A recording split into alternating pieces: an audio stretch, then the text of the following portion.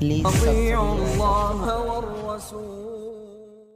السلام علیکم ناظرین، آپ دیکھ رہے ہیں قرآن و حدیث میڈیا۔ میں ہوں محمد اویس۔ مرسل قاری ذیشان مجاہد صاحب موجود ہیں۔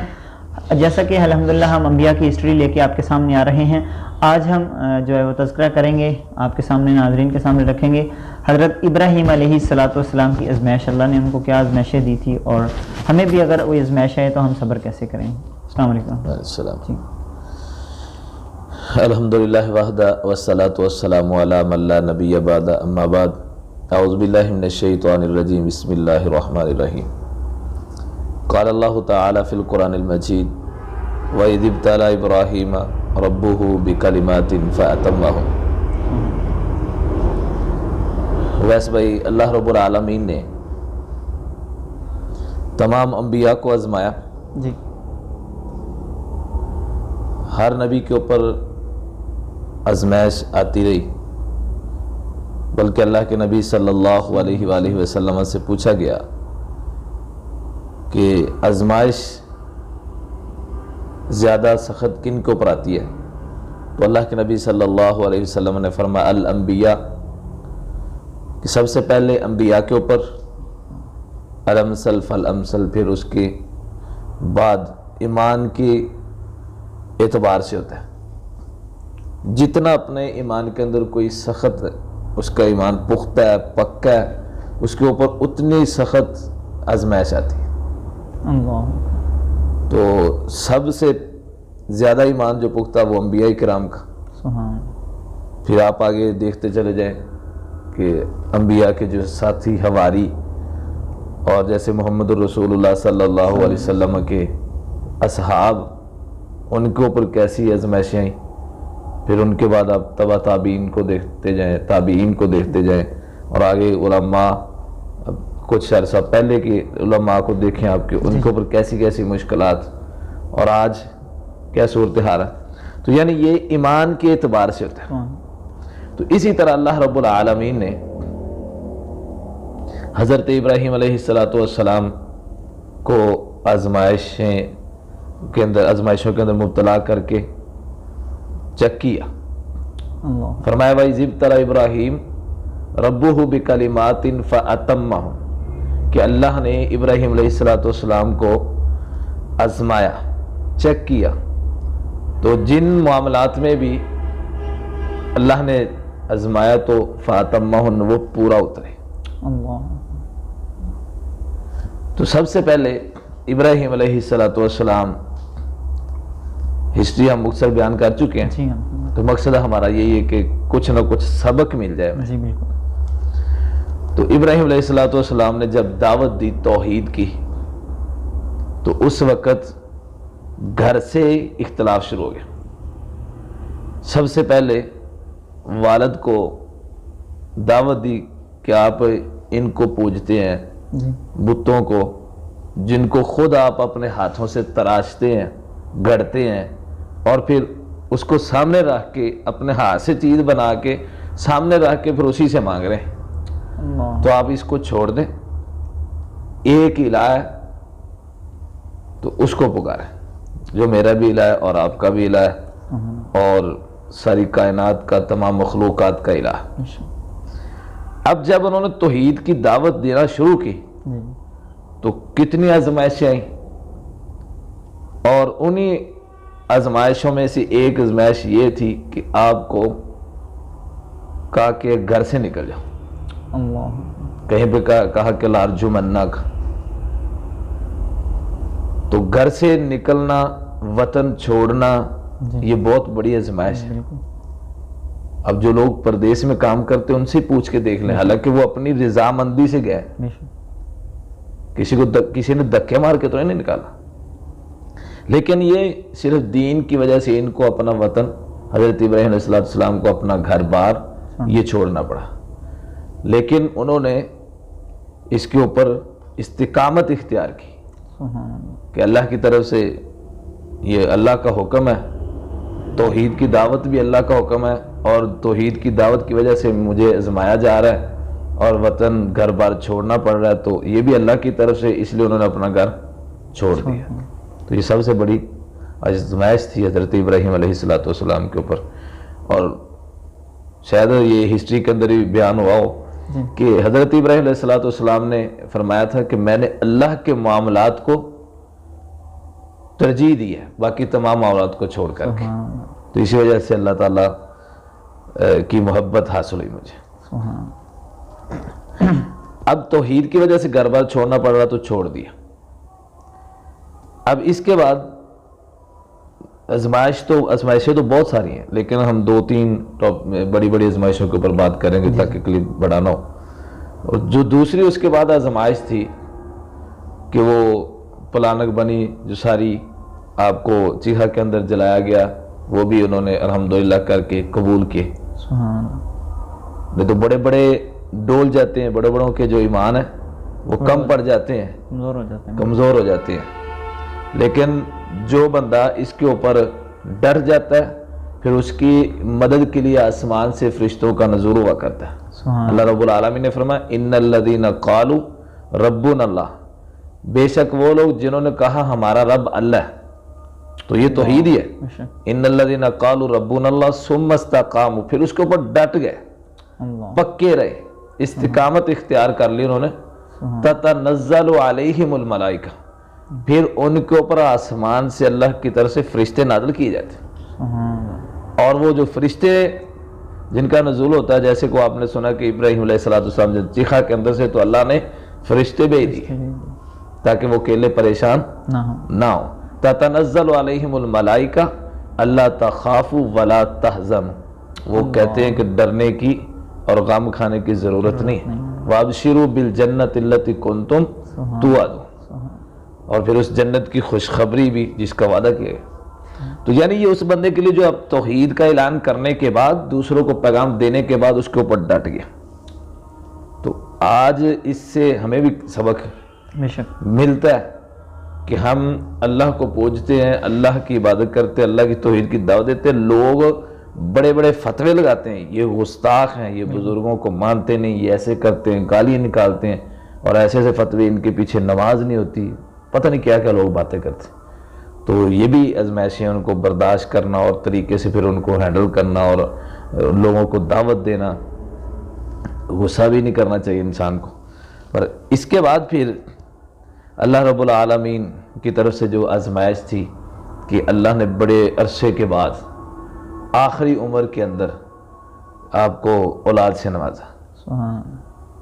حضرت اسماعیل علیہ السلام کی جب پیدائش ہوئی، اب ایک تو ہے کہ شادی کے بعد فوراً ہی انسان کی خواہش ہوتی ہے، دوسری کہ اللہ مجھے اولاد سے نواز دے۔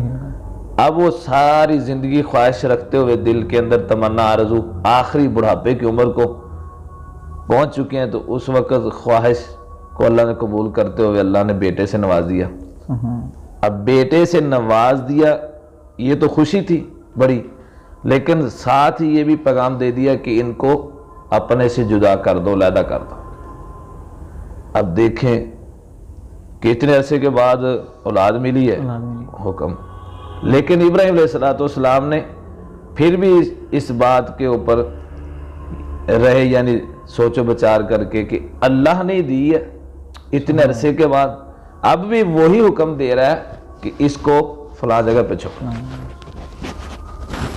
اسی کے حکم سے ہوا تھا اور اسی کا اب حکم ہے۔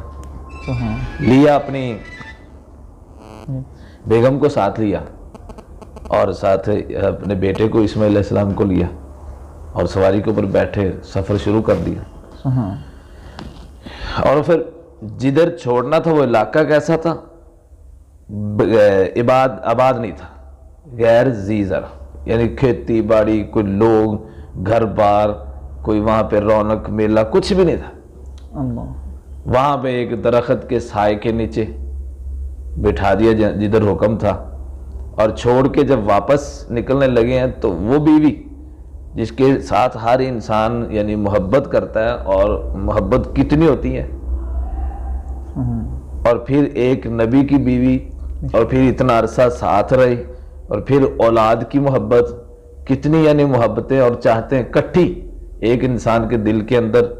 تو اور پھر عمر کا تقاضا بھی کہ جب انسان سہارا ڈھونڈتا ہے اب دیکھتے ہیں نا کئی بزرگ ایسے ہیں کہ وہ ان کی بیگمات فوت ہو جاتی ہیں عورتیں، تو وہ صرف ایک چاہت ہوتی ہے کہ کوئی ایسا ہو جو سہارا بن سکے، مجھے کھانا بنا دے یا میرے پاس بیٹھ کے صرف باتیں وغیرہ، بندہ وہ باتوں میں لگا رہتا ہے تو پریشان ہو، جب اکیلا ہے تو سوچو بچار عجیب قسم کی سوچ آتی، انسان مزید بیمار ہو جاتا ہے. تو یعنی یہ آخری عمر میں ایک سہارا ہی ہوتا ہے.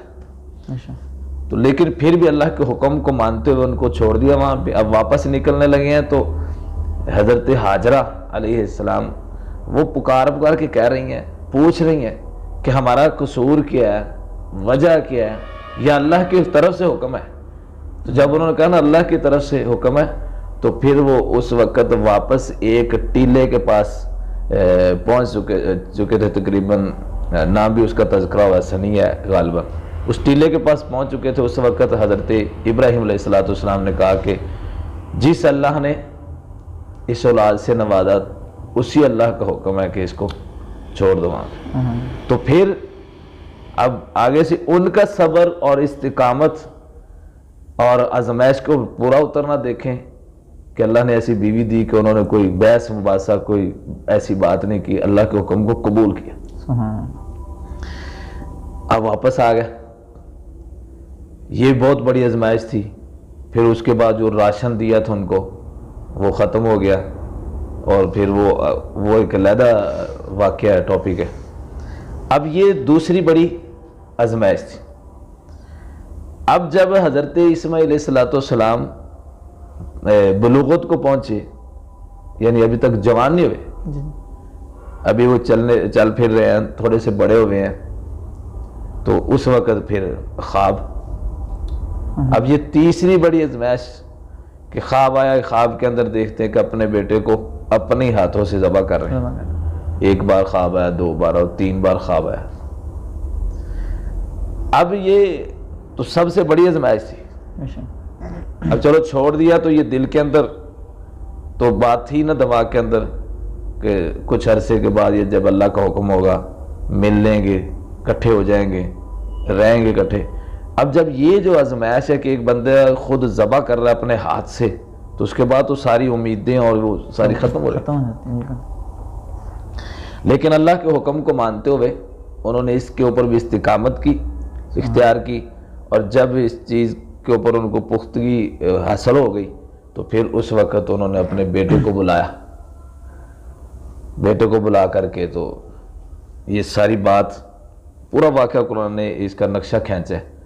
تو جب سارا یہ خواب سنا دیا تو اس وقت اسماعیل علیہ السلام نے کہا کہ آپ کریں جو آپ کو حکم دیا گیا ہے، ستجدونی انشاءاللہ من الصابرین، تو آپ مجھے صبر کرنے والوں میں سے پائیں گے.